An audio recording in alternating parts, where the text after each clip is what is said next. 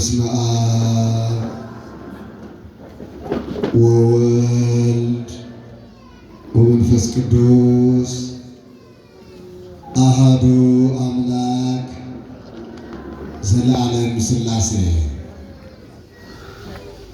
ካለመኖር ወደ መኖር አምጥቶ በአርአያውና በመልኩ ሰው አድርጎ የፈጠረን ዳግመኛ በጥምቀቱ ወልዶ ልጆቹ ያደረገን የአባቶቻችን የቅዱሳን አምላክ የእኛም አምላካችን ልዑል እግዚአብሔር ስሙ ከፀሐይ መውጫ እስከ መጥለቂያዋ ድረስ የከበረና የተመሰገነ ይሁን። አክሊለ ምክህነ የመመኪያችን አክሊል ወቀዳሚተ መድኃኒትነ የድኅነታችን መጀመሪያ ወመሰረተ ንጽሕነ የንጽሕናችን መሰረት ከሆነ በማርያም በድንግል ማርያም ሆኖልናልና የአምላካችን እናት ቅድስት ድንግል ማርያም ስሟ ይክበር ይመስገን። ቅዱሳን መላእክት፣ ቅዱሳን ነቢያት፣ ቅዱሳን ሐዋርያት፣ ቅዱሳን ጻድቃን፣ ቅዱሳን ሰማዕታት ሁሉ እንደየማዕረጋቸው ስማቸው ይክበር ይመስገን። እጅግ የተከበሩ አባታችን መጋቤ ሃይማኖት መምህር የማነ ብርሃን ዕንባቆም የሁለቱም አብያተ ክርስቲያናት ዋና አስተዳዳሪ፣ ክቡራን መምህራነ ወንጌል፣ ሊቃውንተ ቤተ ክርስቲያን፣ ካህናት፣ ዲያቆናት፣ በዝማሬ ያገለገልችን እህታችን ዘማሪት ሕይወት ወልዴ እንዲሁም የሰንበት ትምህርት ቤት አባላትን ጨምሮ በዚህ በተቀደሰው ስፍራ የተሰበሰባችሁ አባቶቼ፣ እናቶቼ፣ እህቶቼና ወንድሞቼ ሁላችሁም ቸር በሆነው አምላካችን ፍጹም ሰላምታ ሰላም እላችኋለሁ። እንደምን አደራችሁ? እንደምን አላችሁ? እንደምን ሰነበታችሁ? አሜን። በፍቅሩ ስቦ በምሕረቱ አቅርቦ በቸርነቱ ጠርቶ በረድኤቱ ጎብኝቶ በቅድስት ቤቱ በአውደ ምሕረቱ ተሰባስበን በጸሎት እንድንለምነው በዝማሬ እንድናመሰግነው ቃሉን ተምረን ለንስሐ እንድንበቃ በአባቶች መስቀል ተባርከን ጥንተ ጠላታችን ዲያብሎስን ድል እንድንነሳ ጸበሉን ጠጥተን ከልዩ ልዩ በሽታችን እንድንፈወስ የእመቤታችን ታምር ሰምተን በረከት እንድናገኝ የቻልን ሥጋውና ደሙን ተቀብለን የዘላለም ሕይወት እንዲኖረን ያልቻልን ደግሞ በንስሐ ሕይወት እየተመላለስን ለቅዱስ ሥጋው ለክቡር ደሙ እንድንበቃ ፈቅዶ የሰበሰበን ልዑል አምላካችን አሁንም ስሙ ይክበር ይመስገን።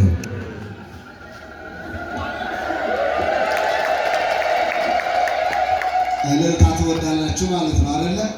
ጥሩ። እንግዲህ ለ40 ደቂቃዎች አካባቢ ጆሮ ሰጥታችሁ እንድታደምጡኝ አደራ እላችኋለሁ። ዛሬ የምንማማርበት የትምህርታችን ርዕስ የሚሆነው የአራተኛው ወር ጾም የሚል ይሆናል። የአራተኛው ወር ጾም እስቲ በሉ ክርስቲያኖች፣ የአራተኛው ወር ጾም በሉ። የስንተኛው ወር? በዚህ ርዕስ እንማማራለን። ቃሉን በቀጥታ ትንቢተ ዘካርያስ ምዕራፍ 8 ቁጥር 19 ላይ ተመዝግቦ እናገኘዋለን። ሲጀምር እንዲህ ነው የሚለው፣ የሰራዊት ጌታ እግዚአብሔር እንዲህ ይላል ይላል። የማን ጌታ? የሰራዊት ጌታ እግዚአብሔር። ሰራዊት መላእክት ናቸው። ቅዱሳን መላእክት ሰራዊት ይባላሉ። የሰራዊት ጌታ እግዚአብሔር ደግሞ እንዲህ ይላል ይላል ነቢዩ። ምን ይላል? የአራተኛው ወር ጾም ይላል። አራተኛው ወር በኢትዮጵያ አቆጣጠር ታኅሳስ ነው አይደል? ታኅሳስ አራተኛው ወር ነው። ይህ አራተኛው ወር የነቢያት ጾም በመባል የሚታወቅ ጾም ነው። በእርግጥ ክርስቲያኖች እኛ አሁን የምንጀምረው ከነገ ከኅዳር 15 ጀምሮ ጾምን እንጀምረዋለን አይደል? አራተኛው ወር ያለው ነቢዩ ትልቁን ቁጥር በመያዝ ነው። ኅዳር ላይ የምንጾማቸው ዕለታት 16 ቀኖች ናቸው። ስንት ቀኖች ናቸው? 16። ታኅሳስ ግን የምንጾማቸው ቀኖች 28 ቀኖች ናቸው። ስንት ቀኖች ናቸው? 28። 16 እና 28 ስንት ነው? ያው ቁጥር ሲመጣ እኮ ግራ ይገባል አይደለ? የሞባይል ጥገኛ ሆነን የኳልኩሌት ጥገኛ ሆነን በቃል ማሰብ እየጠፋ መጣ። ስንት ሆነ? 44 ነው የሚሆነው። ክርስቲያኖች ታዲያ ነቢዩ ትልቁን ቁጥር ያዘና የአራተኛው ወር ጾም አለ። ከ44 ቁጥሮች መካከል 28 ቁጥር ታኅሳስ ላይ ስላለ ነው አይደል? 16 ቁጥር ማለት ያለ ህዳር ላይ ነው። በሳይንሱ ታውቁታላችሁ። ትንሹን ቁጥር ወደ ትልቁ ምን ይደረጋል? ምን ይሆናል? ይጠጋጋል አይደለ? ተጠጋግቶ ትልቁ ቁጥር ይያዛል። ለምሳሌ ብንወስድ 2.6 ከተባለ ስንት ተብሎ ይነበባል? 3 ተብሎ ይነበባል አይደለ? ልክ በዚያ ህግ የመጽሐፍ ቅዱስ ቀመር ነው። ይሄ ቀመረ መጽሐፍ ወይም ደግሞ ሐሳበ መጽሐፍ በመባል ይታወቃል። ገለጠውና ነቢዩ ምን አለ? የአራተኛው ወር ጾም አለ። አራተኛው ወር ጾም የማን ጾም ነው ብለን ስናጠና የነቢያት ጾም ነው ማለት ነው። ክርስቲያኖች ጆሮ ሰጥታችሁ ካዳመጣችሁ 7ቱ አጽዋማት እያንዳንዳቸው መጽሐፍ ቅዱስ ውስጥ እንዳሉ ዛሬ አሳያቸዋለሁ። ሁሉም መጽሐፍ ቅዱስ ውስጥ አሉ። ታዲያ አንዱ የአራተኛው ወር ጾም ተብሎ የተነገረው በእግዚአብሔር ነው። ስለ አጽዋማቱ የተናገረ እግዚአብሔር ነው። ሰው እግዚአብሔር የተናገረው ነው የጻፈው። የሰራዊት ጌታ እግዚአብሔር እንዲህ ይላል ሚለው እግዚአብሔር ነው። የጻፈው ግን ነቢዩ ዘካርያስ ነው። ምን ይላል? የአራተኛው ወር ጾም። የአራተኛው ወር ጾም ነቢያት አባቶቻችን የጾሙት ጾም ነው። ብዙ ስም አለው። ስሙን በየሚዲያው ተጽፎ ታነቡታላችሁ። በአጭሩ ነቢያት አምላካችን ከሰማይ ወርዶ ከድንግል ተወልዶ እንዲያድናቸው ትንቢት ሲናገሩ ከኖሩ በኋላ ያ ፍጻሜ እንዲሆን በመለመን የጾሙት ጾም ነው ማለት ነው። ና አድነን አንሳ ይለከ ወና አድነን ኃይልን አንሳ ና ተወለድና አድነን እያሉ ነቢያት በመለመን የጾሙት ጾም ነው ማለት ነው። ነቢያት ምን ያደረጉት ጾም ነው የጾሙት? ነቢያት ሲባሉ ሁሉም ናቸው። ከአዳም ጀምሮ ነቢያት ናቸው። ነቢያት ጾመውታል። አዳም ስለ ጾመው ጾመ አዳም ይባላል። ወላዲተ አምላክ ደግሞ ክርስቶስን ባልጾመ ሰውነት ባልተቀደሰ አካል መውለድ የለብኝም አለችና መጀመሪያ ክርስቶስን ከመውለዷ በፊት ጾማ ነው የወለደችው። ለዚያም ነው አሁን ጾሙ የሚያልቀው መቼ ነው? የልደት ቀን ማለት እመቤታችንም የጾመችው ጾም ስለሆነ ጾመ ማርያም ይባላል ማለት ነው። በሌላ አገላለጽ ጾመ ፊልጶስ፣ ጾመ አብርሃም ሶርያዊ እየተባሉ 3ቱ ቀኖች ይጠራሉ። ያ ሌላ ምስጢር ነው። በአጭሩ ግን ዛሬ ቁጥሩን ነው ማሳያቸው። አንዱ ከ7ቱ አጽዋማት መካከል የማን ጾም ነው አልኳችሁ? የነቢያት ጾም። የሰማችሁ? ቀጥሎ እንዲላላው መጽሐፍ ቅዱስ የአራተኛው ወር ጾም ይልና የአምስተኛው ወር ጾም ይላል። የስንተኛው ወር ጾም? የአምስተኛው ወር። አምስተኛው ወር ላይ ማንን ይጾማል? ማንን ይጾማል? አምስተኛው ወር ማን ነው ለመሆኑ? ማን ነው አምስተኛው ወር? ጥር አይደል? ጥር ላይ ምን አይነት ጾም ይጾማል? ጥር የሚጾም ጾም የለም። ምን ከነነዌዎች ገሃድ አይደል? ጥር 10 ሁልጊዜ ምንድን ነው? ገሃድ ነው አይደል? ገሃድ እንጾማለን። አንዲት ቀን ስለሆነች መጽሐፍ አይተውም እኮ ስለ ገሃድ ፍትሐ ነገሥት አንቀጽ 15 አንቀጽ ጾም በስፋት በግልጽ ያስቀምጥልናል። ይህች አንዲት ቀን ናት ነው መጽሐፍ አይተውም። የአምስተኛው ወር ጾም አለና እግዚአብሔር ተናገረ። በእግዚአብሔር ዘንድ አንዱ ቀን እንደ ሺህ ቀን፣ ሺው ቀን ደግሞ እንደ ስንት ቀን? እንደ አንድ ቀን ማለት አንዷ ቀን ምክንያት ዓለም የዳነው እኮ በአንድ ቀን ነው። ዓርብ አይደለች ዓለም የዳነባት ቀን? 5500 ዘመን መከራ ሲቀበለው የነበረው የሰው ልጅ ያ መከራ ተቀጥሎ የዳነበት እኮ አንዲት ቀን ዕለተ ዓርብ ናት። ስለዚህ አንዲት ቀን ስለሆነች ሕግ ናትና መጽሐፍ አይተዋትም። ታዲያ ሲያስቀምጥ የአራተኛው ወር ጾም ካለ በኋላ የአምስተኛው ወር ጾም በማለት አስፍሮታል። አምስተኛው ጥር ነው። ጥር ላይ የገሃድን ጾም እንጾማለን እያልኳችሁ ነው። ቀጥሎ ምን ይላል? የሰባተኛው ወር ጾም ይላል። ሰባተኛው ወር ማለት ነው። ሰባተኛው ወር ማለት መጋቢት አይደል? መጋቢት ላይ የምንጾመው ጾም የማን ጾም ነው? ታላቁ ጾም እንለዋለን። አምላካችን መድኃኒታችን ኢየሱስ ክርስቶስ ቆሮንቶስ ላይ የጾመው ጾም። ይህ ጾም የሰባተኛው ወር ጾም ተብሎ በመጽሐፍ ቅዱስ ተጽፏል። እዩትማ ኦርቶዶክሳውያን፣ የኢትዮጵያ ኦርቶዶክስ ተዋሕዶ ቤተክርስቲያን 7ቱን አጽዋማት እንድንጾም ስታዘዝ መመሪያዋ ከእግዚአብሔር ነው አይደል? አሁን እያልኳችሁ እየጾማችሁ ያለ ስለነዚህ ጾሞች የተናገረው ማን ነው? ማን የተናገረው? አንብት መጽሐፍ ቅዱስ ትንቢተ ዘካርያስ አልኳችሁ ምዕራፍ 8 ቁጥር 19 የሰራዊት ጌታ እግዚአብሔር እንዲህ ይላል። ምን ይላል? የአራተኛው ወር ጾም፣ የአምስተኛው ወር ጾም፣ የሰባተኛው ወር ጾም ይቀጥልና የአስረኛው ወር ጾም ይላል። አስረኛው ወር ማለት ሰኔ ነው አይደል? ሰኔ ላይ እንጾማለን አይደል? የሐዋርያት ጾም ጾም ሐዋርያት ብለን እንጾማለን። ሰኔ ላይ ሁለት ጾሞች ነው የምንጾም፣ የሐዋርያትን ጾምና የሐዋርያት ጾም ሁልጊዜ ሰኞ ቀን አይደል የሚገባው? ከዛው ተያይዞ ጾመ ድህነት የረቡዕና የዓርብ ጾም ደግሞ ተያይዞ ይገባል አይደል አብሮ። ስለዚህ ሰኔ ላይ ሁለት ጾሞች ናቸው፣ ጾመ ሐዋርያትና ጾመ ድህነት። እነኚህ አምስቱ አጽዋማት በአንድ ምዕራፍ ላይ እግዚአብሔር የተናገራቸው ናቸው። ምን አለ ሲዘጋው? እነኚህ አምስቱ አጽዋማት ማለት ለቤተ እስራኤል የክብርና የደስታ ይሆኑላቸዋል። የክብርና የደስታ አሁን ሰው የሚጾመው በነፍሱ ለመደሰት በነፍሱ ለማክበር ነው። ስጋውን ሊራብ ይችላል። ነፍስ ትከብራለች፣ ነፍስ ትደሰታለች። እነኚህ አምስቱ አጽዋማት በቀጥታ እግዚአብሔር የተናገራቸው በመጽሐፍ ቅዱስ የተመዘገቡ ናቸው። ታዲያ ሰባቱ አጽዋማት ብለን ስንናገር ምኑ ላይ ነው ስህተታችን? አስተዋላችሁ ክርስቲያኖች? አሁን ትውልዱ የመረጃና የማስረጃ ዘመን ነው የሚፈልገው። ዘመኑ እንደዛ ነው። የትውልዱ ምሳሌ እንደዛ ነው። ለዚያ የምናደርጋትን ነገር በሙሉ መጽሐፍ ቅዱሳዊ መሆኗ ተረድተን ለሌላው ማስረዳት ያስፈልጋል። ስለዚህ አሁን የነገውን ጾም ስንጾም መነሻችን ምንድን ነው? መነሻችን ምንድን ነው? መጽሐፍ ቅዱስ ያዘዘን ማለት ነው እግዚአብሔር። እግዚአብሔር እወዳለሁ የሚል ሰው ሁሉ እግዚአብሔር ያለው ምን ማድረግ አለበት? መፈጸም አለበት። በቃ ስለዚህ አልተሳሳተችም የኦርቶዶክስ ተዋሕዶ ቤተክርስቲያን። የአራተኛው ወር ጾም፣ የአምስተኛው ወር ጾም፣ የሰባተኛው ወር ጾም፣ የአስረኛው ወር ሁለቱ ጾሞች ስንት ጾም ነገርኳቸው? ስንት? አምስት። አስረኛው ላይ ሁለት ናቸው አልኳቸው አይደል? የሐዋርያት ጾምና የረቡዕና የዓርብ ጾም። የረቡዕና የዓርብ ጾም ሌላ ስም አላቸው፣ ጾመ ድህነት ይባላል። ሁለቱ ጾሞች ደግሞ እንፈልግ። የነነዌ ጾም ታውቁታላችሁ፣ መጽሐፍ ቅዱስ የያዘ ነው አይደል? ትንቢተ ዮናስ ምዕራፍ 1 ምዕራፍ 2 ምዕራፍ 3 ምዕራፍ 4 አራት ምዕራፎች ካሉት ዮናስ በትንቢቱ የነነዌ ጾም እንዴት እንደጾሙ ነግሮናል። ታውቁታላችሁ። ቀዳለው የሚሰበክ ነው የነነዌ ጾም፣ መጽሐፍ ቅዱሳዊ ይዘት ያለው ነው። የመጨረሻው ደግሞ የፍልሰታ ጾም ማለት ሰባተኛ። ይሄ ደግሞ ሐዋርያት ናቸው የጾሙት። የሐዋርያት ሥራ ምዕራፍ 13 ቁጥር 3 ላይ ስታነቡ ሐዋርያት ጾሙ ጸለዩ ይላል። የትኛው ጾም ነው ሐዋርያት የጾሙት? ጾመ ፍልሰታ አይደል?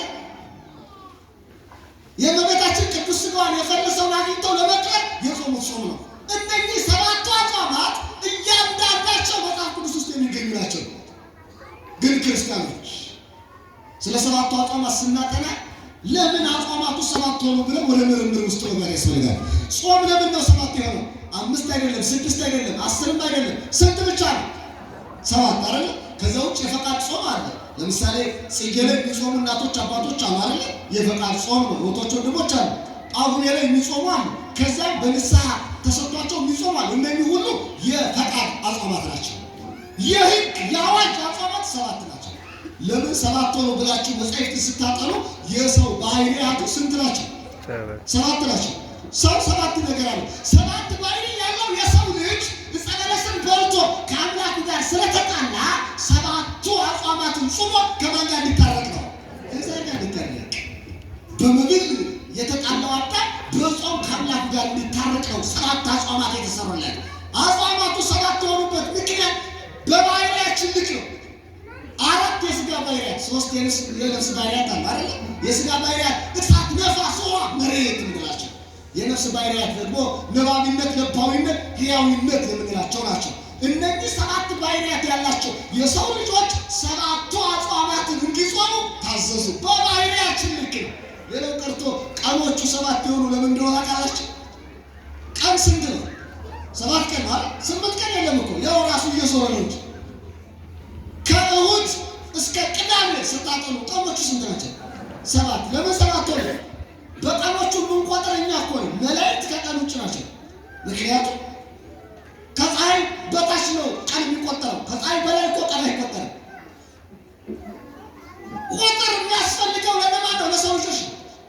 ታዲያ ቀኖቹን የምንቆጥርባቸው እኛ ስለሆነ በባህሪያችን ልክ ነው የተሰሩት። እንዲሁም በጣም የሚደንቅ ነገር እንገራቸው። የቤተ ክርስቲያን 7 ምስጢራት አሏት አይደለ? ለሰው ልጆች የሚፈጽሙ 7ቱ ምስጢራት የቤተ ክርስቲያን ታውቋቸዋላችሁ?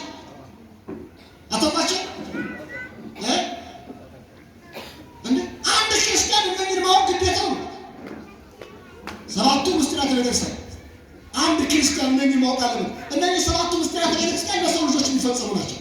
7ቱ የሆኑበት ምክንያት ለሰው ስለሚፈጸሙ ነው። ምን ምን ይባላሉ ብላችሁ ካጠናችሁ ስማቸውን ቢያንስ ልንገራችሁ። ምስጢረ ጥምቀት አይደል? ከዛስ ምስጢረ ሜሮን አይደል? ከዛ ምስጢረ ቁርባን። ሶስቱ ምስጢር በአንድ ቀን የሚፈጸሙ ናቸው። እንጠመቃለን፣ ሜሮን እንቀባለን፣ እንቆርባለን። አንድ ቀን የሚፈጸሙ ናቸው አይለያዩ። ከዛስ ምስጢረ ክህነት አይደል? ካህን ነው ሰው ነው። ምስጢረ ተክሊል፣ ምስጢረ ንስሐ፣ ምስጢረ ቀንዲል የምንላቸው እነዚህ 7ቱ ምስጢራት 7 መሆናቸው 7 ባይሪ ላለ ለሰው ልጆች ምን ስለሚሉ ስለሚፈጸሙ ነው። እስቲ ላስታውሳችሁ ይላል ቀራንዮ ላይ ክርስቶስ ሰውን ለማዳን በተሰቀለ ጊዜ መስቀሉ ላይ ሆኖ ስንት ጊዜ ነው የተናገረው? ስንት ጊዜ ተናገረ? 7ቱ 15 ቀን አይደል? 7 ጊዜ ነው የተናገረ። 7 ባይሪያት ያላቸው ሰዎችን ሊያድን እንደመጣ ሲገር 7 ጊዜ ጮሆ ተናግሯል። ብቻ አይደለም 7ቱ ታምራትን አከናውኗል። ታምራቱ ራሱ የመስቀል ታምራት ቀራንዮ ላይ እሱ ተሰቅሎ ሳለ ያከናወናቸው ታምራቱ ራሱ ስንት ናቸው?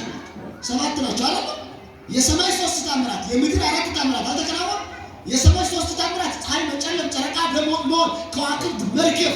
ፀሐይ ለምን ጨለመች ቢባል ራቁቱን ስለተሰቀለ፣ ጨረቃ ለምን ደም ሆነች ቢባል መላ ሰውነቱ ደም ስለለበሰ ክርስቶስ ለመምሰል ነው። ከዋክብት ለምን ወደቁ ቢባል መስቀሉን ተሸክሞ ክርስቶስ ሲወድቅ አምላካቸውን ለመግለጽ ነው። ከዛስ የምድር ታምራት 4 አሉ። የመቃብራት መከፈት፣ የመጋረጃው ከሁለት መሰንጠቅ፣ የሙታን መነሳትና የዓለቶች መሰንጣጠቅ። እነዚህ 4ቱ የምድር ታምራት፣ 3ቱ የሰማይ ታምራት። ለምን እነዚህ ተከናወኑ? ቁጥሩ ዝም ብሎ መሰላችሁ? 7 ባይሪያት ያላቸው የሰው ልጆችን ሊያድን እንደመጣ ሲገልጥ 7ቱ ታምራትን አከናውኗል። እንደገና 6666 ጊዜ የተገረፈ አዳም በ5500 ዘመን ዲያብሎስ ይህንን ያክል ገርፎታል። አዳም የተገረፈው 6666 ጊዜ ነበረ። የአዳምን ግርፋት በአንድ ጀንበር ቻለ። የ5500 ዘመኑን ግርፋት በአንድ ጀንበር ክርስቶስ የተቀበለው። ብቻውን ወደዛ አልገባም። የስቅለት ዕለት ያገናኘን እግዚአብሔር ያኔ ነው ብዙ ነገሮች ይባላል። አሁን ወደ ነገር ልመልሳችሁ። 7ቱ አጽዋማት ለምን 7 ሆነ ወደሚለው ጥያቄ ከመጣ ዝም ብሎ አይደለም የተሰሩት እያልኳቸው ነው። እንግዲህ ክርስቲያኖች ይህ ሲባል ለመሆኑ ጾም ለምን ይጠቅማል የሚለውን እናጥናና ትምህርቱን ልገምድ ነው። ጾም ለምን ይጠቅማል?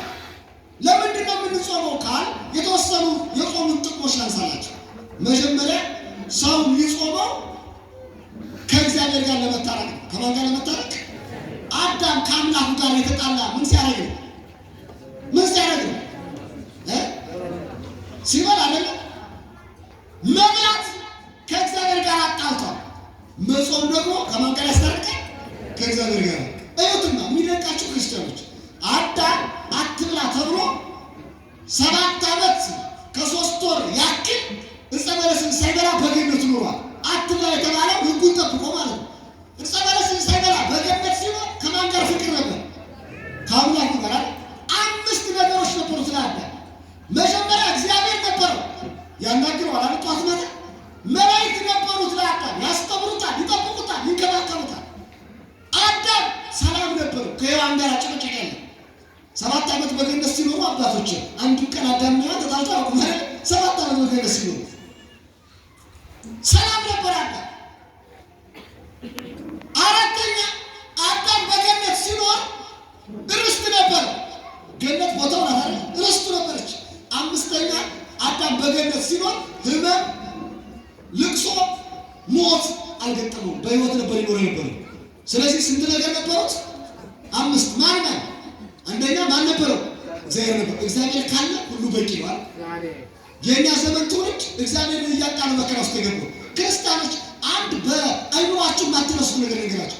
የቱንም ያህል ፈተና ቢገጥማችሁ እግዚአብሔርን እንዳታጡ ተጠንቀቁ።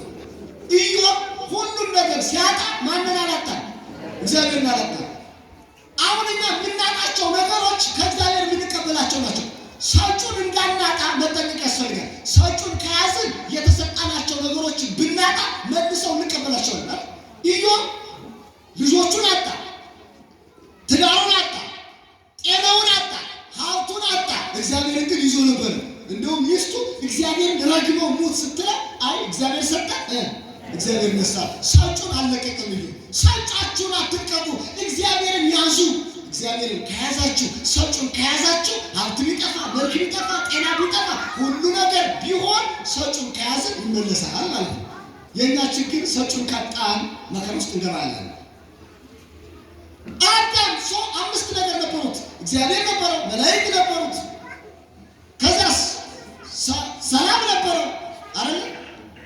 ከዛስ ርስት ነበረው፣ ከዛስ ሕይወት ነበረው እያልኳቸው በገነት ሲኖር እነኛ 5ቱ ነገሮች ነበሩ። ከነኚህ ከ5ቱ ነገሮች በደስታ እየኖረ ሳለ አትብላ የተባለው ሲበላ ግን እነኚህ 5ቱንም አጣ። ስንቱን አጣ? 5ቱን። ማንን አጣ? እግዚአብሔርን አጣ። ኃጢአተኛ ማለት እኮ ማንን ያጣ ማለት ነው? እግዚአብሔርን ያጣ ማለት እኮ። አንድ ሰው ኃጢአተኛ ነው፣ ኃጢአት ሰርቷል ማለት ማንን አጥቶታል ማለት ነው? እግዚአብሔርን አጥቶታል ማለት ነው። እግዚአብሔርን እንዳናጣ እሱ ይፍቀድልህ። እግዚአብሔርን አጣ። የሚጠብቁ መላእክትን አጣ። እንዲያውም ሰይፍ ይዘው ከገነት አስወጡት አይደል? መላእክትን አጣ። አብረውት የሚውሉት የሚያስተምሩት መላእክትን አጣ። በመብላት እኮ ነው ችግር የገጠመው። ደግሞ የሚደንቃችሁ መላእክትን ብቻ አይደለም፣ ርስቱንም አጣ። 7 ዓመት ይኖርባት ከነበረችው ከርስቱ ከገነት ውጣ ተብሎ ወጣ፣ ተባረረ። ይደንቃችኋል። ከሚስቱ ጋር ራሱ ሰላም ጠፋ። በአንቺ ምክንያት ከእግዚአብሔር ተጣለሁ፣ ከርስቴ ወጣሁ፣ ሞት መጣብኝ እያለ ሔዋንን የሚጨቀጭቃት ጀመረ አይደል? አሁን ባለትዳሮች ቤታችሁ ውስጥ ሰላም ከጠፋ ያጎደላችሁት የእግዚአብሔር ሕግ አለ ማለት ነው። ሕጉን የጠበቀ ሰው ሰላም አይጠፋም። ሰላማቸው ተናጋ፣ መጨቃጨቅ ሆነ። ቅዱስ ገብርኤል ግን እየመጣ ያስታርቃቸው ነበር። 5ኛ አዳም ታመመ፣ ሰላሙን አጣ፣ ሕይወቱን አጣ፣ ጤናውን አጣ አይደል? እንደውም ማልቀስ ነው ያዳም ስራ። ዋልወጡ ካለ የሚለው አዳም ዘይበለ ብቃይ ኃጢአት ስለ ኃጢአቱ ጊዜ አዳም ማልቀስ ነበር አለ ሰው። እንግዲህ ክርስቲያን የጾም ጥቅሙ ምንድነው ካል ጥቅሙ እነኛ 5 ነገሮችን እንደያዝን እንድንቀጥል ያደርገናል። የሚጾም ሰው ባለ ርስት ነው። የሚጾም ሰው ለአምላክ የታመነ ነው።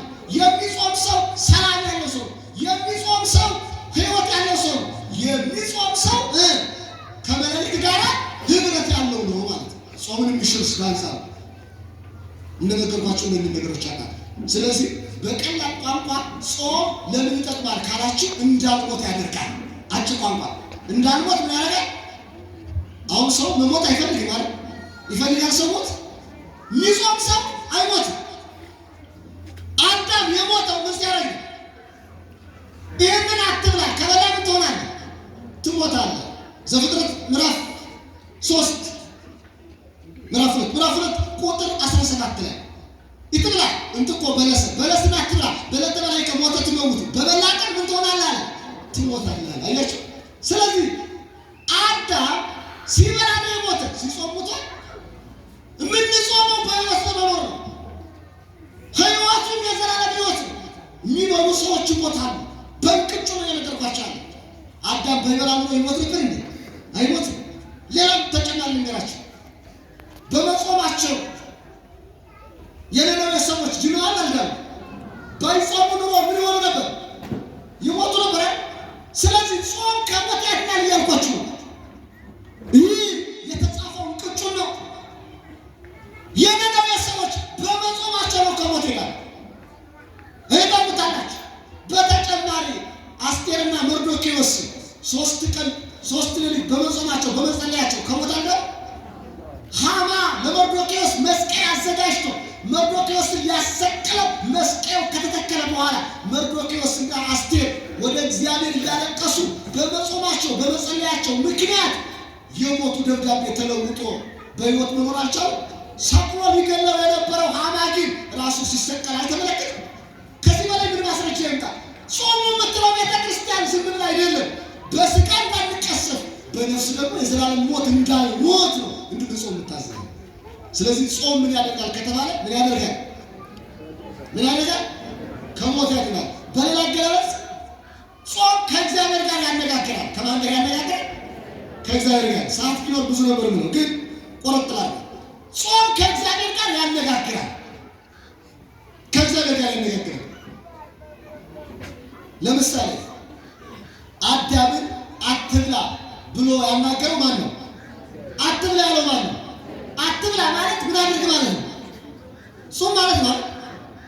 እግዚአብሔር አዳምን አትብላ ብሎ አናገረው። እሺ ብላ ያለውስ ማን ነው? እዩት እንጂ አሁን ስጋው ያልቅ ይሆን ወይስ እያላችሁ እያሰባችሁ ነው አይደለ? አይዟችሁ ያልቅም። ዛሬ ብዙ ከብቶች ነው የሚታረዱት። አሁን ብዙ ሰው ልቡ ስጋ ቤት ሰልፍ ተሰልፎ ነው እዚህ ሆኖ እዚያ ተሰልፋ እንዴት አድርጌ ነው እንደው ጥሩ ነገር ሽንጡ ሻኛው እንዳያልቅ እያለ ይጨነቃል። ሲገባም ጾሙን አናስገባ፣ ሲወጣም ደግሞ ላለማስወጣት መከራ ውስጥ እኮ ነው የሚገባው። እና ከነጋ ሁሉ እያልኳቸው አዳም አትብላ ብሎ ያናገረው እግዚአብሔር ነው። ብላ ብሎ ደግሞ ያናገረው ማለት ሰይጣን። እውነት ነው አሰብ። ስለዚህ የሚበሉ ሰዎች ጾምን ሽረው የሚበሉ ሰዎች ከማን ጋር ነው የተጋገሩ? እሺ አጭር ቋንቋ ጾሙ ማን ይላል? ብሉስ መለየት ነው። እንግዲህ እነኚህ ከሰባቱ አጽዋማት አንዱን እንዳናጎል ክርስቲያኖች። ሌላው የሚጾም ሰው በረከት ያገኛል። ሙሴ 40 ቀንና 40 ሌሊት ጾሞ ታቦተ ጽዮንን ከማን እጅ ተቀብሏል? ዘዳግም 9:9 ስታነቡ ተጽፎላችኋል። ወጾመ ሙሴ 40 መዓልተ ወ40 ሌሊት ወተመጠወ ጽላተ ለእግዚአብሔር ኦሪትም ይላል። 40 ቀንና 40 ሌሊት ሙሴ ጾሞ ጽላት ከእግዚአብሔር እጅ ተቀብሏል። ያቺ ጽላት የምድራችን በረከት ናት። የአንጋራን ቤት የባረከችው እስራኤላውያንን የባረከች ዛሬም ኢትዮጵያን እየባረከች ያለች ያቺ ታቦተ ጽዮን ከእግዚአብሔር ለሙሴ ተሰጥሻል። በጾም የተገኘች ናት። አባቶቻችን ታቦት ሲሸከሙ ጾመው ውለው ማለት ታውቃላችሁ። ተበልቶ እኮ ታቦት አይነካም። ይሄ ስርዓቱ በጣም ቅዱሳዊ ነው። እነ ሙሴ ያደረጉት ነው። ይህንን መረዳት ያስፈልጋል። ይህንን መገንዘብ ያስፈልጋል። አሁን የጥምቀት ዕለት ታቦት ሲወርድ እስከ 11 ሰዓት እስከ 12 ሰዓት አላለ። ያኔ ሳይበሉ ነው አባቶቻችን። ምግብ ፈጽሞ ተበልቶ አይነካም። እንኳን ታቦት ነውና ከመቅደሱ ውስጥ እንኳን ተበልቶ አይገባም እኮ። ዋዜማ ከቅኔ ማህሌቱ ይቆማል። ወደ መቅደሱ ውስጥ መቅደሱን አይከፈትም። አሁን ትውልዱ እየተደፋፈረ መጣ እንጂ ስርዓተ ቤተክርስቲያን መጠበቅ እየከሰረ እየቀነሰ መጣ እንጂ ተበልቶ ታቦቱ ያለበት መቅደስ እንኳን አይከፈትም። ብቻ ስሙት። ኦርቶዶክሳውያን ዋናው ነጥብ የምንጾመው ምን ጥቅም ልናገኝ ነው? አንድ እንዳንሞት፣ ሁለት ከእግዚአብሔር ጋር እንድንነጋገር፣ ሶስት በረከት እንድናገኝ ነው። የመጨረሻ የምንጾመው ሰይጣንን ለማስወጣት ነው። አዲስ ኪዳን ላይ ማርቆስ ወንጌል ምዕራፍ 9 ቁጥር 29 ላይ እንዲህ ይላል፣ ወዝንቱ ዘመን እየወጽ ዘይበለ በጾም ወበጸሎት። ይህ የለመደው ሰይጣን በጾም በጸሎት ካልሆነ ምን አይልም ማለት አይወጣም። ሰይጣንን ለማስወጣት ምን ያስፈልጋል? መጾም ያስፈልጋል። ያልጾሙ ሰዎች ሰይጣንን ያስወጣል። አባቶቻችን ሰይጣንን የሚያስወጡት ጾመው ጸልየው በመስቀላቸው ጸበሉን ባርከው ሰይጣንን እያስወጡ ያስወጡታል። የትኛውም ካህን ሰይጣንን ማስወጣት ይችላል። ሁሉ ስልጣነ ቅስና ያለው ግን በዘመናችን አይታቸው ሰይጣንን እናውጣ ይሉና ሰውን በርግጫ ይመታል አይደል? ሰው ሆድ ላይ የሚቆመው አላያቸው? ሰይጣንን በርግጫ እንዳርሰናል ኳስ ሰይጣንን በርግጫ ለማስወጣት ይቻላል እንዴ? ሰይጣን ይወጣል ይሉና ሰውን በርግጫ ይጫወቱበታል። አይሆንም። ክርስቲያን ሰይጣን የሚወጣው በጾም ጸሎት ነው። ስለ ጾም ተቃውሞ ያሰማል። ጌታ ጾሞልኛል አልጾምም ይላል። ጌታ የጾመው ጾምን ሊያስተምረን እንጂ ብሉን ይለና እንዴ? ይቺ ቤተክርስቲያን ጌታ እንደጾመ ትጾማለች አይደል? ጌታ ያስተምረውን ታስተምራለች። ጌታ ያደረገውን ተቀብላ አምና ታደርጋለች አይደል? ኧረ እንደው ጥያቄ ልጠይቃችሁ። ጌታችን በቤተ መቅደስ ውስጥ ቀድሷል አይደል? ስንት ቀን ቀድሷል? እንግዲህ ክርስቲያኑን አሁን ቸኮለን አለበት። ሰንበት እኮ የመማሪያ ቀናችን ነው። ይሄን ካልመለሳችሁ ዛሬ ማዘግየት የለም። ስንት ቀን ቀድሷል ጌታችን? እጣን ሳሳያችሁ 3 ስላክ እርግጠኛ ናችሁ? ጥሩ ይገርም። 3 ቀን ነው የቀደሰው። መቼ እስቲ ንገራችሁ። የመጀመሪያው የጸሎት ሐሙስ መቼ? ጸሎት ሐሙስ ራሱ ቀድሶ ስጋውና ደሙን ለገና ሰጥቷቸዋል ለሐዋርያት። ሐሙስ የቀን ቅዱስ ይባላል። ዝም ብሎ መስሏችሁ? ለመጀመሪያ ጊዜ ስጋውና ደሙ የተሰጠበት፣ ቅዱስ ስጋው የተሰጠበት፣ ክቡር ደሙ የተሰጠበት፣ ቅዳሴ የተቀደሰበት ቀን ስለሆነ ነው ምን ይባላል? ሐሙስ የቀን ቅዱስ ይባላል። ዝም ብሎ መስሏችሁ? ስራ የተሰራበት ስለሆነ የጸሎት ሐሙስ ራሱ ቀድሶ ለደቀ መዛሙርት ሰጥቷቸዋል። የመጀመሪያው የአዲስ ኪዳን ቅዳሴ የተጀመረው የጸሎት ሐሙስ ነው። ሁለተኛ መቼ ቀደሰ መሰላችሁ? ሰኔ 21 አይደል? ሰኔ 20 የእመቤታችን ቤተክርስቲያን በ3 ጉዳዮች ሰራት። ከዛ ሰኔ 21 ቀን እመቤታችን ታቦት አድርጎ መንበር አድርጎ ሐዋርያቱን ልዑካን አድርጎ እሱ ራሱ ቀድሶ እነ ጴጥሮስን ተራዳኢ ቄስ እነ እስጢፋኖስን እስራኤል ዲያቆን አድርጎ ቀድሶ አቁርቧል ማለት ነው። ሶስተኛ ነሐሴ 16 ራሱ ቀድሶ ለደቀ መዛሙርቱ ጋር ለደቀ መዛሙርቱ ስጋውና ደሙን ሰጥቷቸዋል። 3 ቀን ቀድሷል ነው። ታዲያ የኦርቶዶክስ ተዋሕዶ ቤተክርስቲያን እኮ ነው የምትቀድሰው። ሌሎቹ ቤተክርስቲያናት ይቀድሳል? ቤተክርስቲያንም አይደለም። ቸርቾች ቅዳሴ አላቸው ይላችሁ። ታዲያ ክርስቶስ ያደረገውን የምታደርግ የቀደሰውን የምትቀድስ ያስተማረውን የምታስተምር እንደ ጾመ የምትጾም የኦርቶዶክስ ቤተክርስቲያን ደስ ይበላቸው። ኦርቶዶክሳውያን የኦርቶዶክስ ተዋሕዶ ይህ ሀቅ ነው። ታዲያ ተሳስታለች። እሱ ያደረገውን ማድረጓ እሱ ያደረገውን እያደረገች የምትኖረው ቤተክርስቲያን ክርስቶስን አሰብክ ብሏቸዋል። ደግሞ ምንበት ራሴ ብላ አምናበት ነው የምትኖረው። ከመስበክ አልፎ ስራዎቹን ሳይቀር አንድ ባንድ ትሰራለች። እናም ክርስቲያኖች ሰይጣንን ለማስወጣት ምን ያስፈልጋል? መጾም ያስፈልጋል። ያልጾመ ሰው ሰይጣንን ሊያስወጣት አይችልም። ጌታ እኮ ነው ያለው በጾም በጸሎት ካልሆነ በስተቀር ይህ ሰይጣን አይወጣም። እንግዲህ ክርስቲያኖች እንድንጾም አምላክ ይፍቀድልን። የማይጾሙ ሰዎች መጾም አለባቸው። 7ቱ አጽዋማት አይለያዩም፣ ሁሉም በሕግ የተቀመጡ ናቸው። ግን አንድ ነገር ልንገራችሁ፣ ጾም የምትፈሩ ሰዎች ተዘጋጁ። ጾም አትፍሩ። ትፈራላችሁ? ስኳር ጨጓራ ነው ያልሽ ትፈራላችሁ? እንደ አንዲት አጭር ምሳሌ ልንገራችሁ። ባልና ሚስት ናቸው ይባላል። ሚስቲቱ ጾመኛ ናት፣ ባሏ በላተኛ ነው። ሁለቱም ግን ክርስቲያን ናቸው።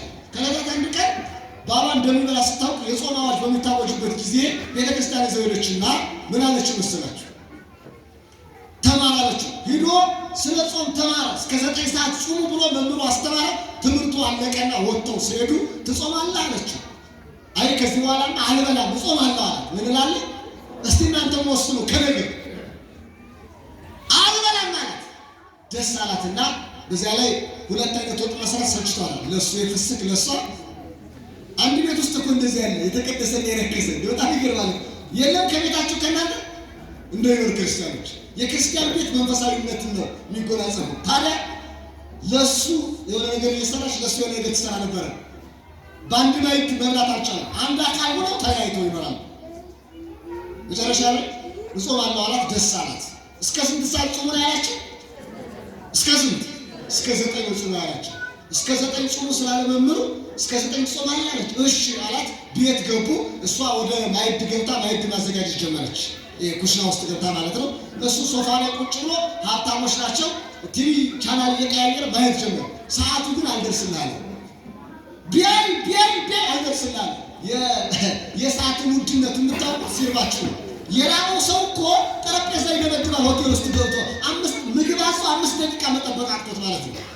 ኧረ ተባችሁ ያስተናገደ ጊዜው ሩቅ ነው። የራብ ጊዜው እና ራበው ቢያይ አልደርስላለ። እስከ 9 ነበር ጾም የተባለ እስከ 9። ከዚያ ሰዓቱ ሲል 4:30 ያለ ሰዓት ወይ ገና ነው። 4:30 ሲል ሰውየው ብል ነው። ሚስቱን ጠራት። ውድ ባለቤቴ አላት። አቤት ናይስቲ ያለ መጣች። ኧረ ገና እኮ ነው ሰዓቱ እጾማለሁ አላልክ? ቃል አልገባም እያለች መጣች። አይ ጥያቄ ጠይቅሽ ማለት ሰዓትሽ ስንት ይላል አላት። እንዴ እንዳንተ እኮ ነው የተሞላው አለች። የኔ 4:30 ይላል አላት። ያንቺስ የኔም 4 ተኩል ነው አለችው። እስቲ ደምሪው አላት። 4 ተኩል ሲደመር 4 ተኩል ስንት ይሆናል? 9 ይሆናል አለችው። 9 ከሆነማ የመምህሩን ቃልና ክብር ምግብ አምጪልን አላት ይባላል። አንዳንድ ሰዎች ለመብላት ምክንያት የሚፈጥሩ ሰዎች አሉ። ለመጾም ምክንያት እንፍጠር እንጂ ለመብላት ምክንያት አንፍጠር። እንግዲህ ነገ የነቢያት ጾም ነው። ከነገ ጀምሮ ሁላችን ጾሙን እንድንጾም አምላካችን ይፍቀድልን። ቤተክርስቲያናችን ሁላችንም ታዘናለች። ከላይ እስከ ታች ድረስ ከ7 ዓመት ሕፃናት ጀምሮ ሁሉም ክርስቲያኖች ሊጾሙ ይገባል ማለት ነው። እንደውስ ይህ ዘመን የምንጾምበት የምናለቅስበት ዘመን አይደለም። እየጾምን እያለቀስን እየጸለይን እግዚአብሔር የምንጠይቅበት ዘመን ነውና ጾመን ጸልየን በረከትን እናገኝ። አምላካችን ፈቃዱ ይሁንልን። ይቆየን።